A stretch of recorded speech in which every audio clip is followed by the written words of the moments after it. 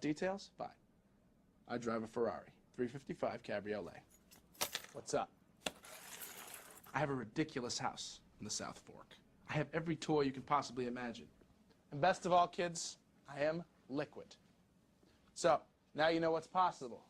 Let me tell you what's required. Before we get to life advice, I know that our listeners really seem to appreciate any Kyle content / Frolic Room updates. So this kind of is a big stew of all that. Kyle calls me frantically this week going, you have to hear what happened. And we said, we'll save it for the pod. So Kyle, set it up. I know you have pages and notes like it's your own monologue. So let's see how this goes. Okay. This is what I've decided. I think it's going to be the Frolic Room Super Bowl heist. I think that's basically what we're going to call it. It just kind of encompasses everything. So let me just start from page 1 here. I wrote it all down because I didn't want anything to get lost or mixed up or misconstrued. So Frolic Room, we'll start it a couple months ago. There's a regular in the bar. We spoke a couple times. He's like, in the middle of the day, there's not too many people there. You're generally going to end up talking to somebody at some point. So turns out he's from New York. I talk about how I want to move back there, how I like it there, all this stuff, whatever. So we've just known each other now for a couple months now. So Super Bowl approaches. I find out I'm going to the Super Bowl. Shout out Bill. And I tell one of my bartender buddies, like, no shit, I'm going too. Actually, a couple of our buddies are going. I was like, how? No offense, how are you going to the Super Bowl? And so he's like, oh, dude, this guy in here, you know him. He's bringing us. I was like, what do you mean he's bringing you? He's like, yeah, there's like 10 of us so far going. It's unbelievable.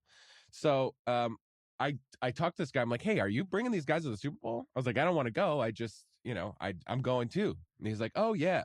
He tells me that he sells all the ads for SoFi Stadium, all the ads around town, billboards, and then everything that you see that's an advertisement inside the stadium.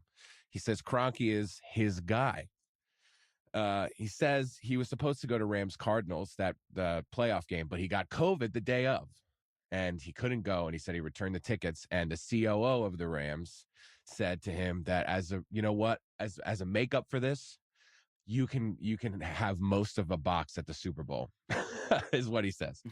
So wait, so because the Arizona game didn't work out, a regular season game against the Cardinals? No, that should have been the first playoff matchup. Oh, right? the first playoff game. That should have been the first playoff game. Because the playoff game not working out was like, hey, I'll just get you in a suite to the Super Bowl. I mean, I know how it sounds. Most of a box. Most of us have had most of. That's incredible. You get some space in the box. He's like, the box fits like 30, but I get 20 or 17, whatever, give or take. He tells me I can come up and see him anytime in the box. Just give him a call the day of. He says, now that we're getting closer, I see him every day leading up to it, pretty much, that I go there. To the Super Bowl. And he's like, are you ready, bud? You just give me a call when you're in there, bud. I'll get you in. He says that he's got about 15 people meeting at the Frolic Room on Super Bowl Sunday at noon. And he's going to rent 4 black SUVs that's going to do the car service and bring them into the fucking under the stadium garage like they're WWE superstars. Because I was like, what are you going to do for parking? He's like, oh, we're going under the stadium, buddy. Come on. I mean, somebody's going to meet me down there and bring us up. It's going to be perfect. So all right, time out real quick, though. So this guy's just hanging out in the middle of the day. Yes. And he's Kroenke's guy. He's saying he's the right-hand guy to the owner of the Rams. And he would also He would take phone calls and leave the bar because he said he was talking to his boss. So I'm on getting some there. deal. Yeah. So okay, basically, all right. But he would always like have somewhere to go. He'd stop in for 2 hours and then he'd be like, all right, I got to go. And then he'd come back. So I don't know. Maybe he's willing to do it. Did anybody actually know this guy though? Like, has he been who around knows? For months, weeks? Like who? I don't know. I don't get I'd it. He's a regular. Okay. He's a regular. But I'm asking like another simple follow-up here. He would just drink during the day at the Frolic Room. Yeah. But he was like, let me just stop in here and throw a few back. But I'm busy and I got stuff to do. I don't know. Stands calm. It's a big town. It's a big, rich town. And maybe the guy has a penchant for shitty bars. I mean, I could see myself doing that too if I had all the money in the world. Well, I don't know if you want to say that out loud if you had a super important job. Like, this isn't Roger Sterling, I imagine. Was his name Roger Sterling? Okay, all right, go ahead. Yeah, that is Roger Sterling. So he says, basically, I'm there on Saturday. He's like, tomorrow we're meeting here at 12. We're gonna roll out the SUVs and get us down there, and we're gonna be there. And there's a party before and a party after. Welcome to the box all day. Blah blah blah. So the morning, so I get there now. Bill wanted to go early, beat the traffic. The morning of, I text him a picture. I'm like, hey, where you at, buddy? No answer. I call him, no answer. Then he texts me, my sister died in a car crash in Napa this morning. That's terrible news. Terrible news. Terrible news. So I was like, he was like, I'm not going. I was like, oh, I'm so sorry. Condolences, whatever. So then I talked to a couple of my buddies that I knew work. I didn't know the whole group of 15 people that were supposedly going to the Super Bowl, but I knew that they were probably going to be at Frolic Room. So I just hit my boy. I was like, wow, crazy turn of events, huh? And he was like, can you do me a favor? Can you go to the box office if you can make it there and see if there are any tickets in this guy's name? We just want to, we're all pissed at the situation, not at him yet at this point. But one of the guys actually who was supposed to go had an opportunity to set up the halftime show, but he declined to go. Like he was like a crew guy, like a union job guy. Yeah. And he declined to go because he thought he was gonna be watching from a box in the Super Bowl. So, people canceled their plans to do this. So now there's 15 people at Frolic Room furiously researching this guy and car crashes in Napa this morning. And just, there's 15 Google machines going at the bar. So they apparently. And they're all like pre-gaming, I imagine, waiting for the SUVs to come pick them up. No doubt. So then this guy was, he was always taking phone calls and like showing like, oh, look who's calling me. And so he had sent one of the bartenders who was going a screenshot of an email from the COO of the Rams. So they pull that up. Like, hey, remember when he sent you that? They call the numbers on it. The numbers go nowhere. A guy, William, picks up, not David Demoff or whatever the guy's name is. So now they've called both the numbers. So they're like, oh, okay, this is wrong. So this guy doctored an email. He doctored an email that he then sent around to people. The numbers on the thing don't go anywhere. There's no car crashes in Napa that they can find. So word gets around that this group isn't going. My bartenders are pretty popular on the block and the bars surrounding. I think it's probably a tight-knit family. So they find out that these guys aren't going and that this kind of fishy situation's going on. And they're like, wait a second, that guy's in my bar right now down the street. And he sends him a picture of the guy standing at a pool table like 2 blocks away. Maybe that's how he grieves. Maybe that's how he grieves. You would think he'd be on a plane to Napa to get stuff sorted, but who knows? Okay, I got page 3 now. So now that they've in their research, they find some articles about this guy. And there's 2 articles that I'm drawing from in this part of my notes. One is we're not going to say his name, right? No, I'm not going to say it. Good. There's 2 articles. There's one in the New York Post in 2000 and one in 1999. And basically, the headline of one of them was New York grifter at it again, scamming away or something. And we're like, oh, wow. And so here's the quick timeline of this guy. New York, in 1987, there's a New York Times Magazine story about new art collectors. He's a new breed of art collectors. The next year, in 1988, he pleaded guilty to defrauding $10 million and settled with the SEC. He basically was taking money for people. He bought art, cars, homes. It's according to this thing. Some of the victims include the Rockefeller family, Bill Cosby, and the Sultan of Brunei. In his Ponzi scheme, and the breakdown. And now he's taking out guys at the Frolic Room. So I mean, this was 88. You know what I mean? This is only 1988. We haven't gotten to the whole thing yet. So he bought a bunch of stuff with the money that basically turned into assets. 2 days after that settlement, he was charged by federal prosecutors defrauding investors of almost $15 million. That basically ends up he gets sentenced to 8 years. He served 5, and he's back out. In the mid 90s, this is the part that is actually pretty strange and kind of matters right now. This part's strange? Yeah. So he meets a producer. He meets a producer in New York City in the mid 90s, a theater producer. He says before he went to prison, he met a KGB agent in Europe that wanted to give him $2.5 million to set up a theater and film production company. And he says that he wanted to fund an off-Broadway play. So this producer's like, wow, sounds good. And rents a theater, hires a cast and director. And then all of a sudden, this thing just doesn't happen. And so the producer's out $50,000. And there's a quote. There's a real quote here. It says, the bizarre thing was there was no gain for him in this. So that's in the mid-90s. In 1999, there's a story about he's hanging out at a bar, Houston's on 54th Street in Manhattan. And he was like using an alias, paying for everything in cash. And he's like buddying up to the bartenders and he's having them he's like saying he's a stock guy and he's got all these tips and like, you know, he's Right. kind of right about a couple things because it's like it's in the financial district, the TV's on always showing the stuff. So he's like right about a couple things, and then he's saying he's getting a gift IPO from Morgan Stanley. He's getting a bunch of gift IPOs. This is after like hanging around there for a while. So a few of the staff members gave them all the money they could because you know, it's like family money, whatever. So in June of 2000, he was charged with second-degree larceny and scheming to defraud 15 people ranging from 2,000 to 70,000. I couldn't find any info on the outcome, but the last thing there was that thing. So that's all my notes. After this guy said he was going to bring everyone to the Super Bowl, nobody paid him any money. He basically just kind of alienated everyone at this bar. And then we find out all this crazy shit about him. And like, I mean, I really don't know what to say after this. Basically, we're just wondering if he's going to show up. Some of the guys think he is going to show up. Others say he's never going to show his face again. But he was just seen on the block yesterday. I was just there yesterday. And now every time somebody sees them in this little network of bartenders, they're sending the guys who were supposed to go to the Super Bowl pictures of him. And he's been in contact with a couple of them saying like, oh, you know, just sorting everything out in Napa. I should be back tomorrow. And then literally and people know he's down the street. 4 hours later, Right. somebody's sending a picture of this guy in the block.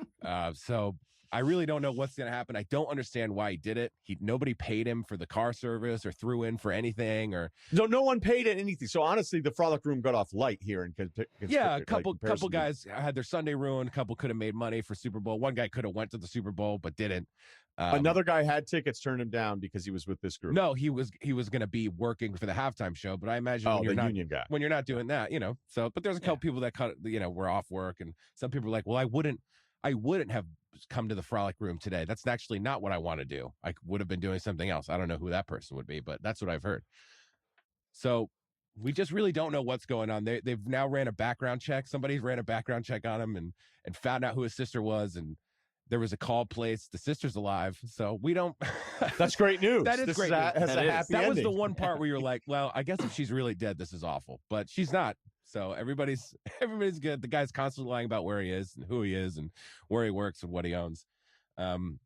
But so we'll see if he shows up. I think everyone's kind of playing along with him. That like, you know, wow, please, like when you come back, just come on in and we'll hang out. I don't know what's going to happen to him if he walks back into that You bar. need to stay out of it. I am out. Now you're right. I mean, I've seen the punching videos, so I don't. I'm out. I'm afraid. I'm out of it. What's his story? Like, what size is he? How old is he? He's now? a little The guy. guy's- He's a little guy, white hair. Little guy? I'd say he's probably pushing 60, but you know, maybe 50. Maybe he's just an old 45. I don't know. I bet he shows up. I mean, they're all like, "Hey, man, you know, where can we send flowers?" And he's like, "Oh, don't do it. It's a waste." They're all kind of keeping him on the hook here. Oh man. My one guy says This if he is- walks in here, I'm gonna serve him. Like I'm not gonna do anything. But I don't know. The other guy maybe wants to curb stop him. I don't know what's gonna happen. But what a strange story. So Kyle, if he had offered, like, if you didn't have tickets to the Super Bowl, would you have been involved in this? No doubt. I would have been fine you- once I figured out that we're just gonna sit at But- Frolic Room. But most people But would like, be I'm just upset. here's the thing: immediate red flag. Random guy who's drinking in the middle of the day says he's knows the big timers in the Rams. Has a Works for him. box. Works for him. Yeah, works for SoFi. Does all the ads for SoFi. He gets most of a box, and he invites a bunch of random people from a bar. Like he doesn't invite friends, family, whatever. Like Well, immediate red flag. It is a Like, red flag. Yeah, as you look back on it, it's like, oh, that's weird. But you know, the thing that you read in these two articles that I sent you guys is people were just like, he was so smooth and he was so good. And I would like hang up the phone after asking about something and be like, why did I ever doubt this guy? And so I guess he just kind of had that thing where he was like a little part where he was talking about selling the ads for SoFi. I was like, oh, that's weird. In old stadiums, I imagine, you know, it's per money per put a board up. And he's like, but I was like, yo, when stuff, you know, switches around digitally and like, how do you, he's like, all right, basically it's we sell them in 2-minute blocks and we sell 8 15-second ads. And he just bang, that's not his job. He never had to sell ads for a stadium as far as I know, but he still was like, oh, this is what we do. He's like, he knows just enough to get you in. and it like rolls make off you the not tongue. ask questions. Yeah, it rolls Yep. off the tongue. You're like, oh yeah, this guy's the real deal. He likes to sit around in shitty bars. All right, I can see it. Maybe he should get this job. Maybe he'd be good at it. I don't. I don't know, dude. I have no The idea. crazy thing though is like I know like I'm not trying to like rationalize con men, but why? Like why? Like he didn't get any money from anybody. Attention. Like, he just Attention. fucked people up. Yeah, the but money. Attention. Like, what's the long, like now? Like, I guess he can go back to the He bar gets- and if you guys no, play it cool, I don't know. He gets to feel like a big shot. Everybody's like, "Oh, this is great," and he walks in and he has his version of power or whatever it is that all these people think that he's important. Now, granted, previously to this, it was about money, but at least in this case, like he's thinking, "This is great. Like I go to my spot, everybody likes me. I'm going to do everybody this huge favor." What was it like the day of when people were there pre-gaming, drinking beers? When did it kick in that no one was going to the Super Bowl and the cars were not showing up? I think it was probably around like 11-ish. I'm not really sure. I wasn't there. I went yesterday just to ask, and he was just like, I mean, pretty soon it was just 15 people searching the corners of the internet for stuff about this guy, stuff about a Napa crash, stuff about whatever, calling numbers on the doctored emails. It was like all that info that they had gotten in probably 30, 40 minutes of 15 people lined up at the bar when nobody else is there, like 3 hours before the Super Bowl. So nobody's really hanging out at Frolic Room. It's just these guys who are there. Frolic Room's like Born Identity, just a bunch of people just hacking away, like in this, they're hardwired in. HQ over Coding, here. Be yeah. like, all right, we got to move, folks. We got to move. I need updates. Who's got anything on the trains. sister? Who's got anything on the Right. sister? I want cameras up. Norway, Yeah, Oslo. All right. exactly. Keep us posted on that. Wow. Thanks. I think tomorrow's the day he's supposed to be officially back from Napa, so we'll see if he shows up this weekend. I'm out. I'm out I going to New can't- York for a week, but we'll see. Do you have his Oh. number? I do have his number. He texted me the morning that his sister died when I was already at the That's right. stadium. Yeah, that's right. Well, that was thoughtful. Yeah. Yeah. Well, I said condolences. All right. I can't wait for next week's podcast. I know you're off, but you may have to come back on once we have more information on this. I'll call him. All right. Life advice. lifeadvicerr@gmail.com. We've had a lot of people chiming in with their famous people encounters.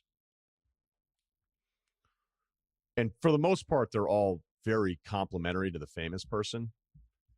So, I mean, I guess I could read some of these, but I don't know that I appreciate the emails.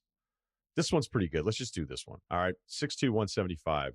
You asked for celebrity interactions. We're not actually asking for celebrity interactions, I don't think. But I'm going to read this one because I thought it was really cool. And the celebrity sounds awesome after this.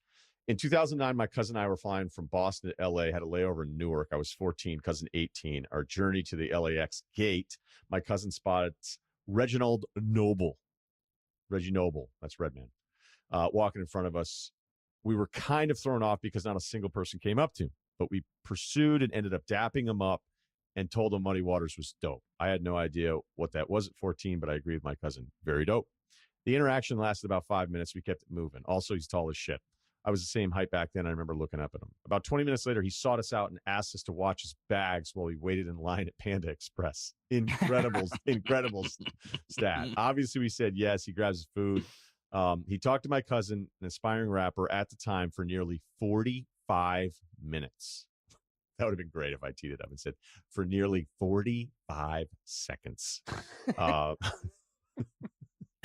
He talked about the industry while I stared at both of them in a bit of shock. I think I said 0 words. I may have talked about the upcoming Blackout 2 album and how I like the single AO.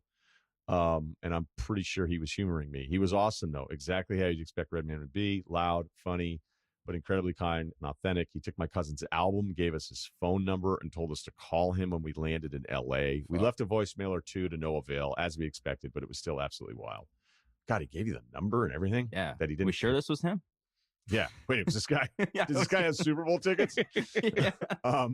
My cousin and I agree all these years later. The fact we didn't ask for a picture in the first interaction is what prompted the second interaction. Would you agree, Ryan? Also, would appreciate a Russillo segment on the Celtics turnaround.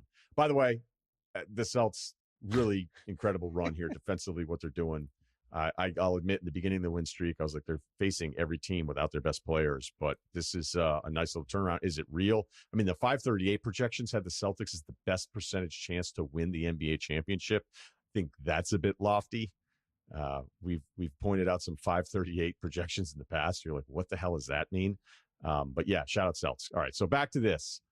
I don't know if it was the picture or not. Maybe he liked you guys. Maybe he wanted somebody to watch his bags, and he trusted you guys to watch his bags because you had come up earlier to tell him how awesome he was. So that could have been part of it too. But the fact that he spent 45 minutes with you is incredible. And I will repeat this as I've repeated it before, the Wade Boggs story. I don't know that Simmons loved it on the pod, but when I hung out with Wade Boggs, he was way more uncomfortable when no one was talking to him than when people were talking to him. So sometimes a public figure actually enjoys people giving them a ton of attention. And it wasn't, this isn't even a knock on Wade Boggs. It was actually cool. But when it was just him and I off to the side, because again, we were both working at ESPN the next day. We'd met on the plane. We were talking. He was coming on my show. I was like, hey, we're both stuck in the same hotel. Do you want to go across the street and have a beer? And we did it.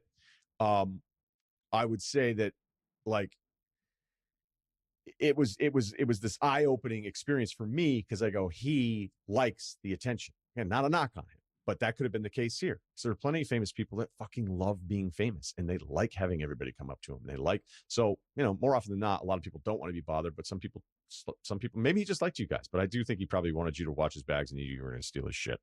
Okay. Pickup basketball. Do I play too hard on defense? A lot of pickup stuff. That's all right. It's a good lane for us. 5'10", 170. I moved to a new city last summer to work remotely while my wife is finishing her doctorate. Hey, all right. I used to play pickup basketball weekly back at home, struggled to find a group in the new city. After a long break, I got invited to play at my wife's school by a friend. The friend didn't show up, so I was a complete stranger in the group of 10. Overall, we played several full court games and had a great time. However, I'm worried about something. Uh-oh. Here's the background. I played varsity basketball all 4 years in high school. Wow, varsity as a freshman at 5'10", 170. Either you went to school in Bumfuck. Holland, Vermont, or you're fucking awesome. So we don't know. I was pretty good on offense and our best defender. I was always assigned the other team's best player. For the most part, did a great job. After a few drinks, I might say something along the lines of, I could have played college at a small school if it weren't for an ankle injury or something dumb like that. Yeah. But that's okay. A lot of guys say it. Mm-hmm. During the aforementioned pickup game, I was clearly doing a lot more on defense than most guys around me. Don't get me wrong. I wasn't picking up guys full court, slapping my hands on the court, or face guarding them as soon as they cross half court. So he's saying he wasn't doing any of those things, thank God. But if a guy tried to drive on me, he wasn't getting very far. And I deflected a ton of passes, which brings me to my question: how do I know if I overdid it? The other guys were running up and down and hustling a decent bit, but I could not tell if there was an understanding that guys relaxed on defense or were just out there to have a relaxing game. But one of my teammates asked me to switch onto the other team's best guy because he was lighting us up from deep, and the shooter was clearly pissed that I was trying more and didn't seem interested in saying goodbye after. In summary, how do you calibrate the effort in pickup games? I have a hard time turning it off because the pickup games back home are always really intense, and guys who let you hear it for slacking on D are not chasing down rebounds. All right. By the way, where he's from is actually a pretty big town, so he must be a pretty good player. Now that we Good know, handle, good shooter. I'm not Catholic school? right. High energy.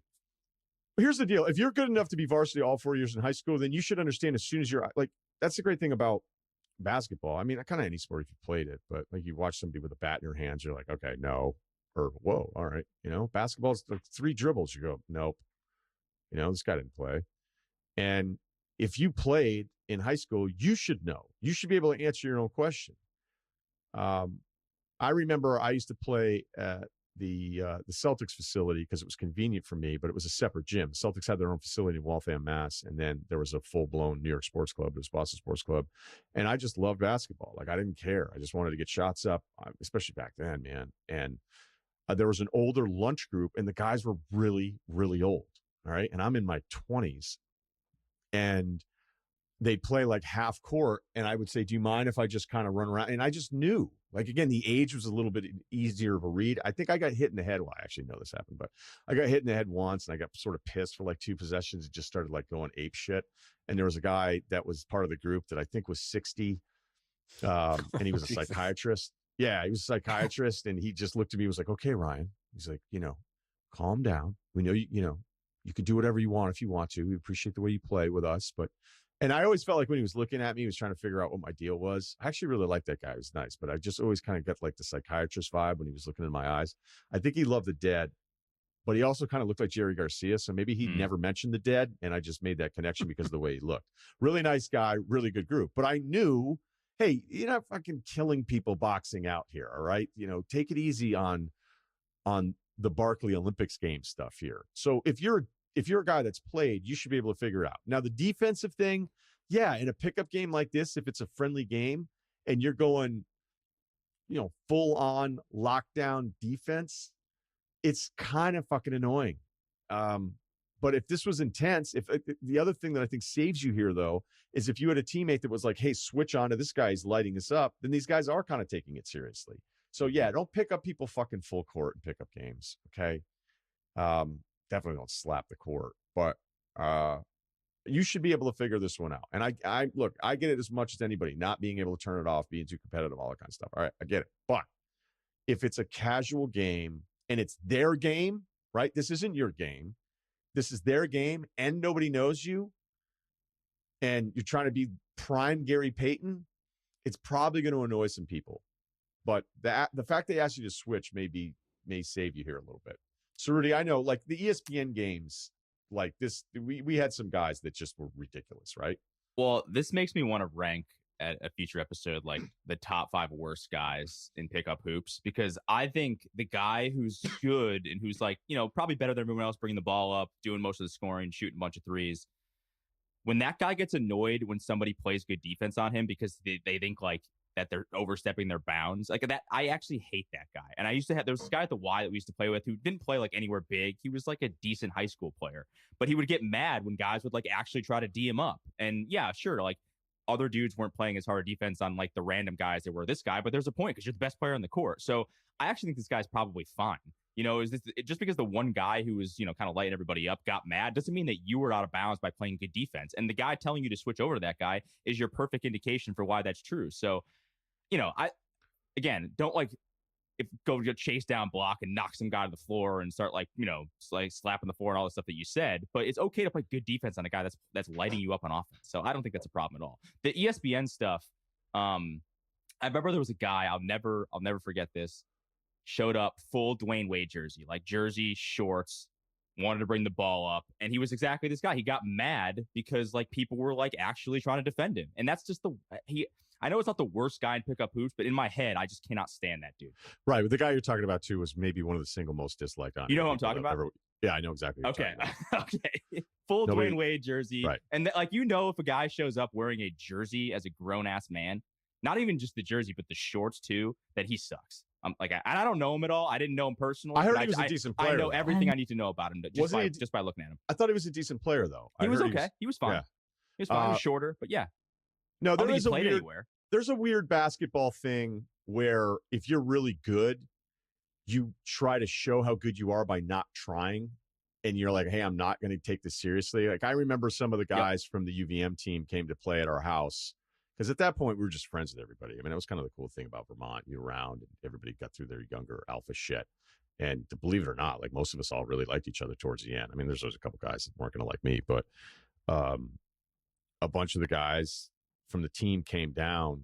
And I mean, look, it was a reminder how different it was from being pretty good in pickup games and then D1 guys with their size playing with you. But I remember being super annoyed with one of the guys, and he was big. He was a lot bigger than me, and he was a really good player. And he wasn't like taking it seriously. He was sort of fucking around a little bit. And I was like, I want to see how big the gap is. And I just remember being like, are you going to play, or are you going to just pretend that this is so beneath you that when you fuck up, or if I score, like it doesn't mean anything. Like, this is more insulting than saying you won't play with us. Yeah. And luckily we had, it wasn't like an argument or a fight about it, but I was like, if we're playing, then let's play. But you guys came here to hang out, so we're playing or we're not playing. Like this bullshit, like I'm above this thing. And that's always been part of the basketball deal. That's a big basketball. That's like LeBron not entering the dunk contest, right? Because he has nothing but everything to lose, essentially, right? This guy, he's the best player in the court. Like, yeah, he could play hard against you, but if you get him, everyone's gonna be like, oh, Russillo got that guy, and there's no win there for him. So I get it. It is a shitty move, but I do get it. Right. When I used to have to check Donnie Marshall in our pickup games when I was in Connecticut, and the reason we did Celtics games together, we became friends.